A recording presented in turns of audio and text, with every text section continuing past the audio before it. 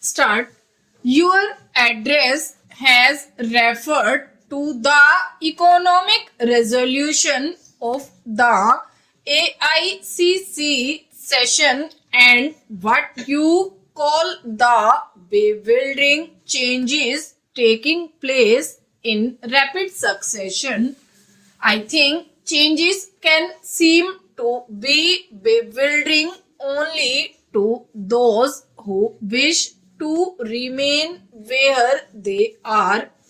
Those who wish to go ahead see the changes as part of the changes which are coming about in the entire world, and while you may complain that changes are taking place too fast, let me tell you that there are many in the country who feel that the changes are not taking place fast enough. I do not dispute. In fact, I have said so many times that the private sector has made a substantial contribution in bringing about rapid industrialization and in broadening and diversifying the industrial base of our economy. But business and industry should be the first to acknowledge that this process of development has had itself brought in its wake certain tensions and new problems, and unless these are effectively tackled, further development will be harmed. Our new economic and social policy resolution only seeks to identify the basic causes of tensions and unrest and to remove them. I welcome your statement that the business community is aware of its obligations.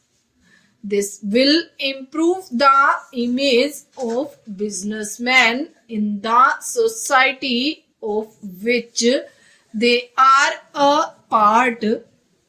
It is possible to draw a minimum program of action and to implement it vigorously. Perhaps I could indicate a few possible directions in which business and industry could act in concert and could demonstrate their awareness of their social obligations. One of the most serious problems facing us is the adulteration of food and drugs. It is a widespread evil which cannot be put down by government action alone.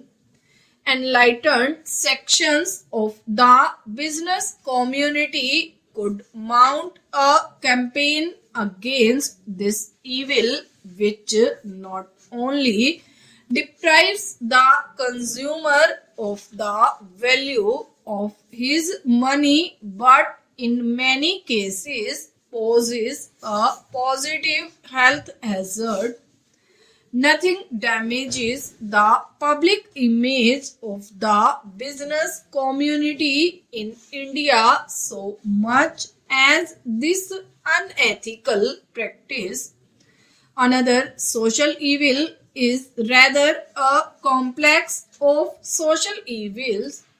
It is what is termed as luxurious consumption. This is undesirable by itself because it dissipates the savings of the community into unproductive channels. It is both the cause and the effect of other antisocial practices such as tax evasion and tax avoidance. In Mumbai, you have certain specific problems. I refer to one problem which is mentioned to me by every single foreign tourist who come to Mumbai. This is the entrance to the city. Now, this is something which I have mentioned to the Chief Minister on every drive into the city and at practically every public forum where I have spoken. And I think this is a matter which the citizens of Mumbai should take up on a large scale, whether it is the women's organizations, whether it is the business community or anybody else. I think that if everybody acts together, it can be tackled. It is not a very large area, and I do not think that finances alone stand in the way. It is not only the image of Mumbai which is suffering, but Mumbai being one of the important gateways to India, it is the image of India which suffers thereby. You have, Mr. President, mentioned in your address the present policy of the government, which is to encourage new entrepreneurship and talent.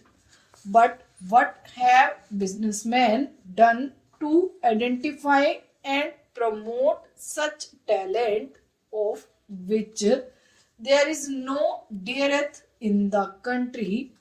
The bigger business and industrial establishments, by trying to foreclose profitable lines of business and sometimes by seeking to produce everything under the same roof or in allied establishments, succeed in keeping out new talent from entering the business field. Associations such as yours and other chambers of commerce should draw up concrete schemes to foster new entrepreneurship and talent. One suggestion which was made at the last meeting of the custodians of the nationalized banks was that some of the senior and professionally qualified executives in bigger establishments who have the necessary skill could step out and start small scale enterprises to provide employment to young engineers and other technical personnel. They will, of course, get all help from the financial institutions in the public sector. Business associations could also play an important and more active part in encouraging businessmen and industrialists in the industrially backward areas.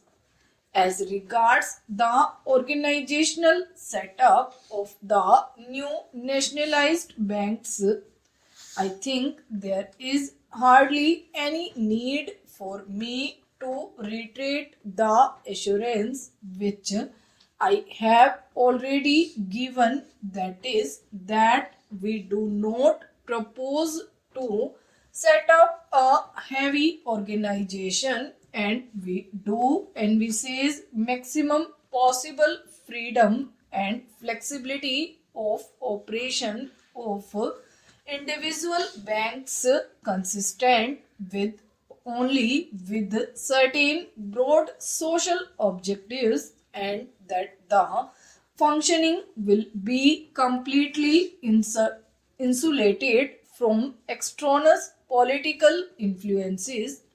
But we do envisage that the banks should function as an active instrument for the furtherance of the economic and social objectives.